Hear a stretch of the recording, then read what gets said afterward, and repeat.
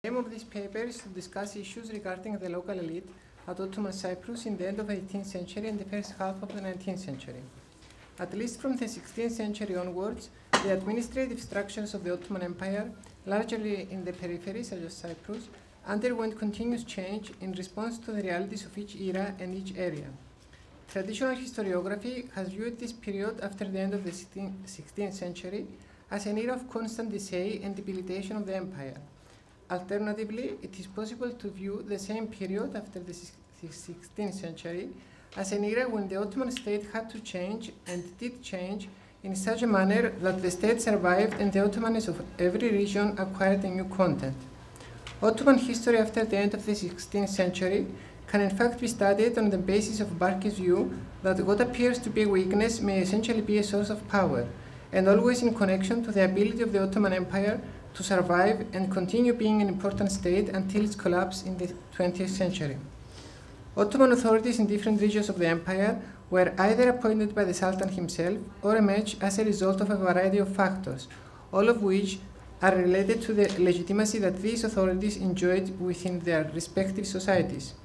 Just like in the Arab world, certain families maintained their status as the social urban elite for long periods, so in Cyprus, certain authorities maintained and increased their role as political powers.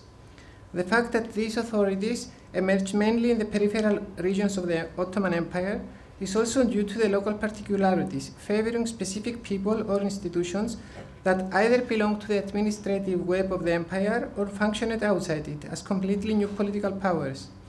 It was often the case that the emergence of these authorities resulted for a variety of co-occurring factors, such as the will of the Sultan, the local particularities of the area that favored such a development, and the need of the newly appointed Ottoman governors to rely on local intermediaries. In this framework, the new realities in the peripheral regions of the Ottoman Empire should not be considered as non-Ottoman realities. On the contrary, they constitute elements of the Ottoman reality as it was being shaped.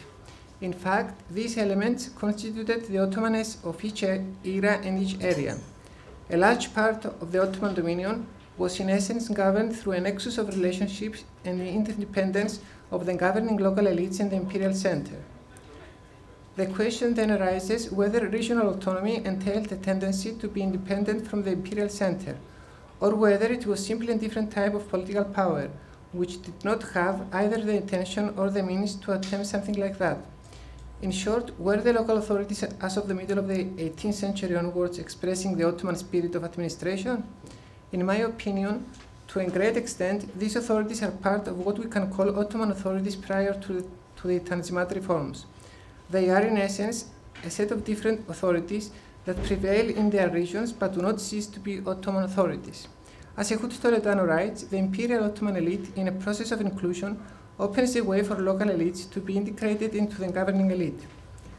These Ottoman elites appear to be discrete and unified at the same time. Discrete in the sense that there is a different holder of political power for each area, and unified in the sense that all of them come from and function within an Ottoman political environment. Discrete in the sense that local authorities emerge through a different procedure in each region, but unified in the sense that local authorities reproduce the Ottoman spirit in their respective regions.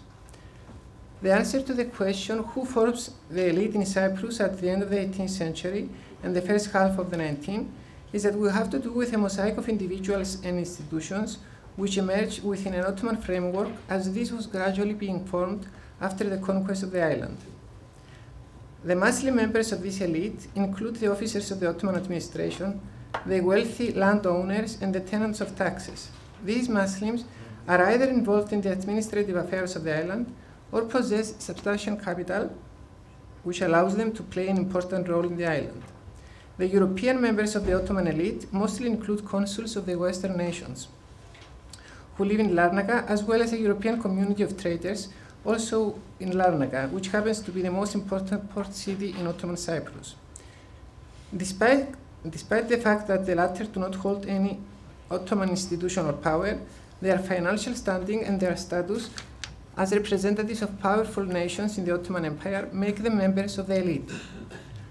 As far as the Orthodox members of the Ottoman elite are concerned, The history of Ottoman Cyprus presents an important particularity, which will largely affect the events in post-Ottoman Cyprus as well.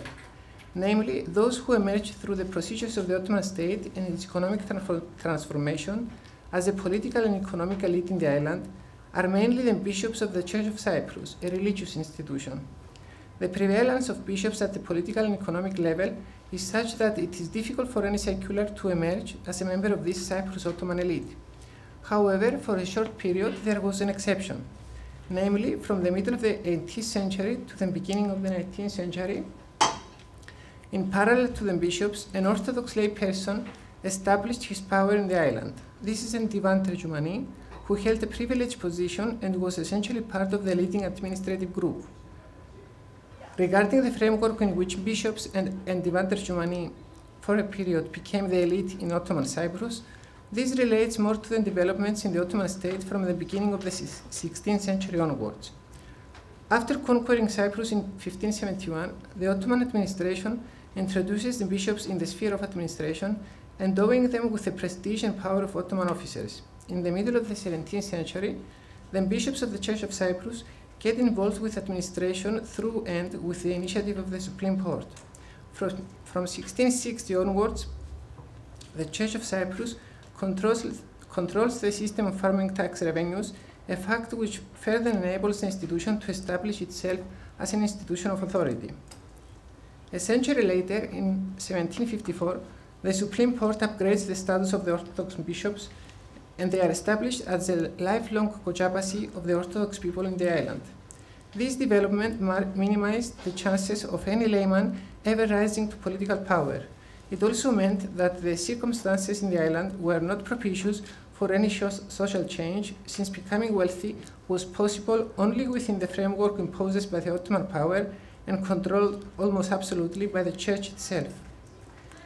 In this framework, from the middle of the 18th century onwards, the bishops of the Church of Cyprus seem to constitute the most powerful group of the Orthodox Ottoman contingent within the Cypriot Ottoman elite, constantly expanding their political authority as well as the economic potential of the ecclesiastical institutions.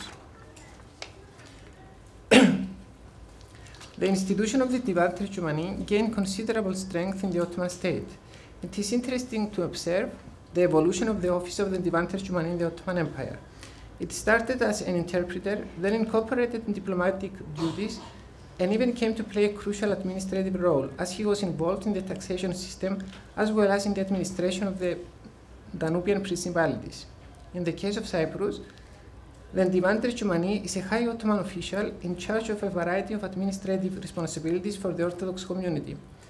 It is of utmost importance that an Orthodox who does not belong to the hierarchy of the Church of Cyprus is also in charge of the local administration, operates as the intermediary between the population and the administrator, and as the intermediary between two political authorities, the Ottoman governor and the archbishop. This means that for some time, the high clergy of the Church of Cyprus was not the absolute representative of the inhabitants of the island, but only one of the two institutional representatives. The imprint of this Ottoman Orthodox economic and political elite in Ottoman Cyprus is still visible today. The palace of the Orthodox Divan Terjumani in the old city of Nicosia and the old Archbishop Palace reveal the power, the position, but also the Ottomanness of their authority, and the authority of this local elite. I will next present two pieces of evidence for the claim that the Divan Terjumani and the Archbishop of Cyprus expressed the Ottomanness of Cyprus in the beginning of the 19th century. It will be shown how Ottomanness is expressed on a symbolic level, on the level of administrative power, as well as in the relationship between these two Orthodox members of the Cyprus Ottoman elite.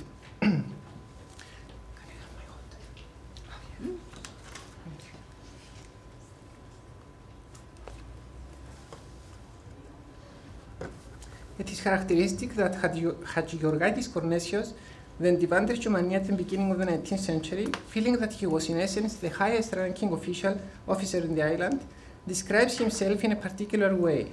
In a letter to the central administration in 1804, he mentions that he served as, I quote, dragoman of the Raya of the island of Cyprus and the representative of the legate, handled the important affairs according to the laws of the country, end of quote.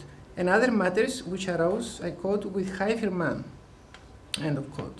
At the same time, in his portrait, he holds the firman of lifetime appointment to the position of the Divan Terjumani in Cyprus, which was granted to him by Sultan Selim III, highlighting in this way his relationship with the imperial center. In addition, he had his mansion built in the standards of the palaces of the Ottoman officers. The arrangement of the mansion accords with the Ottoman architectural style of state elite officers in the periphery of the empire, and Hagiorgakis Kornesios similarly represents the authority of the imperial center in the periphery. The gradual growth of Kornesios' powers, in combination to the rise of his status in the palace, can only characterize a high Ottoman officer, but Ottoman Orthodox officer.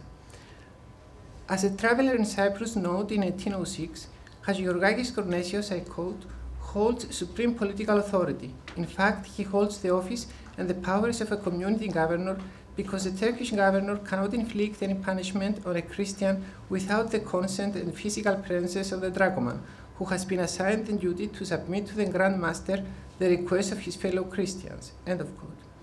The French consul in the island mentioned in one of his letters to the embassy that compared to the Divan Terjumani, I quote, the Muslim governor and the Agas only had a shadow of authority. Only the dragoman existed. Whenever the governors attempted to exercise their power, with his money, he would get them dismissed. End of quote. It should also be noted that as part of their effort to construct the character of the Ottoman political power in Cyprus, the Archbishop of Cyprus tended to adopt Byzantine symbols and rituals. According to tradition, but not to historical sources, in 470, Emperor Zenon granted to the Archbishop of Cyprus Anthemios and his successors 3 important imperial privileges.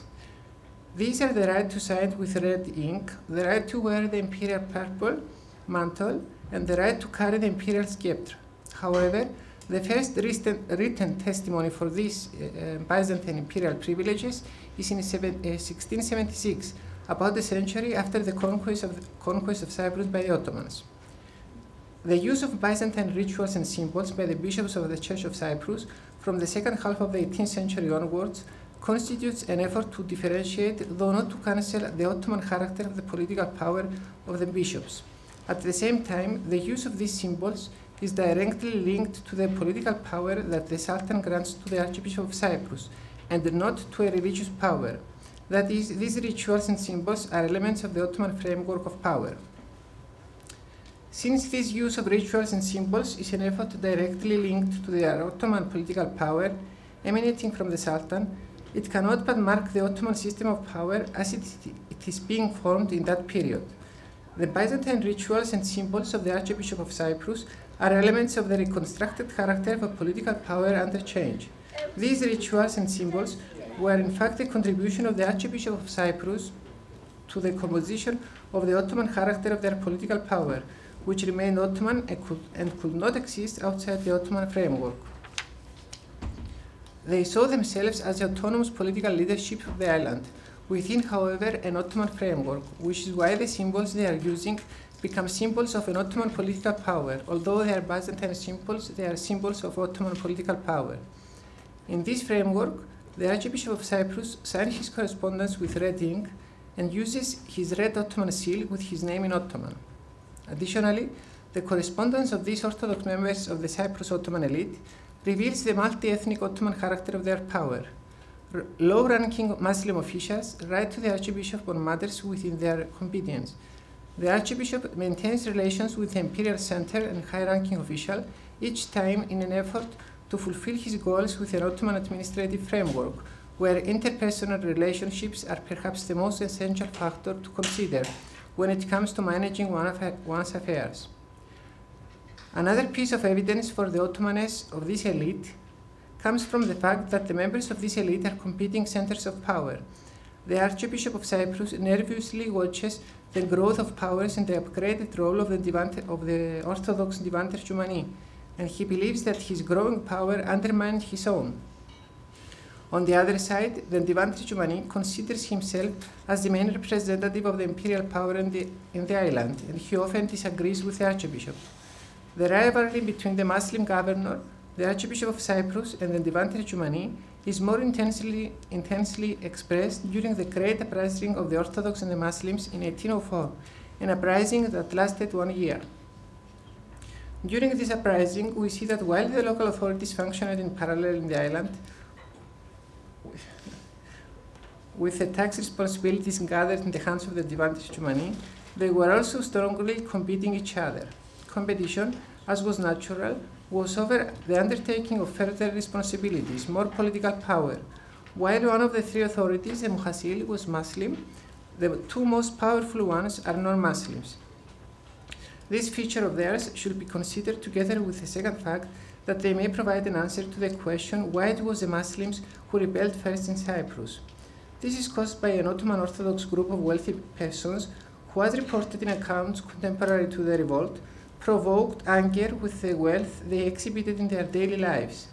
The relatively easy turn of the rebels from the Muhasil to the Divan Tristomani and to the Archbishop, while confirming the competition between the authorities, the Ottoman authorities, and the desire of the Muhasil to weaken Cornesius, and also the desire of the Archbishop to weaken Divan Tristomani, on the other hand, also confirms that in the beginning of the 19th century in Cyprus, there is a tendency of reaction on behalf of the Muslims towards a prominent Ottoman Orthodox group of wealthy persons. To conclude, the Ottoman framework of power, as it was gradually being formed from the end of the 16th century onwards, did not only concern Islam, that is, it was not only an Islamic framework. In contrast, its most basic feature, especially from the middle of the 18th century onwards, seems to have been its versatile character, since the Ottomanness of the region and the Ottomanness of the power could be expressed by Muslims and Orthodox representatives. In a process of constant interaction, the Ottoman power exercised by the bishops of the Church of Cyprus also became Orthodox power, and at the same time, the Church was aware that it was also functioning not only as a religious institution, but as an Ottoman institution of political power. In the case of Cyprus, the Ottomanness of power involved a number of religious rituals and symbols, but always in the framework of the Ottoman Empire. Thank you.